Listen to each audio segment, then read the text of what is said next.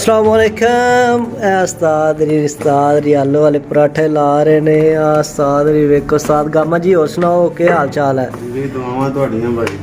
उस्ताद जी की कर रहे हो? दही वाला पराठा ला रहे हैं। ओ उस्ताद जी दही वाले पराठे लांदे हो जी। तुसी? दही दे विच आलू पाए ने। मैं उस्ताद पाए गए हो उस्ताद जी दे की पाया ने? ਇਹਦੇ ਚ जनाब नमक जे, आलू जे, मिर्चां जे, सुक्का धनिया जे, जीरा जे, अच्छा ठीक है, और सब्ज मिर्चां जे, पुदना जे, नार अच्छा। दाना जे। अच्छा ठीक हो गया। ਉਹ जनाब आटा ਉਹਦੇ ਚ पानी पाया, नमक पाया, ਉਹਨੂੰ ਗੁੰਨਿਆ, ਗੁੰਨ ਕੇ ਫਿਰ ਉਹਦੇ ਵਿੱਚ ਆਲੂ जनाब ਪਾਇਆ ਤੇ ਪਰਾਠਾ ਲਾਇਆ ਆਲੂ ਵਾਲਾ। ओए होए बड़ी मेहनत उस्ताद। एकदम बहुत चाहिए पराठा नहीं मिला लगा जनाब। उस्ताद जी पूरी मेहनत कर रहे हो तुसी। ਇਹ ਵੇਖੋ जनाब कि हो ਤੁਹਾਡੀਆਂ ਅੱਖਾਂ ਦੇ ਸਾਹਮਣੇ ਜਾ ਰਿਹਾ, ਕੋਈ ਧੋਖਾ ਕੋਈ ਫੇਕ नहीं है। ठीक हो गया उस्ताद जी।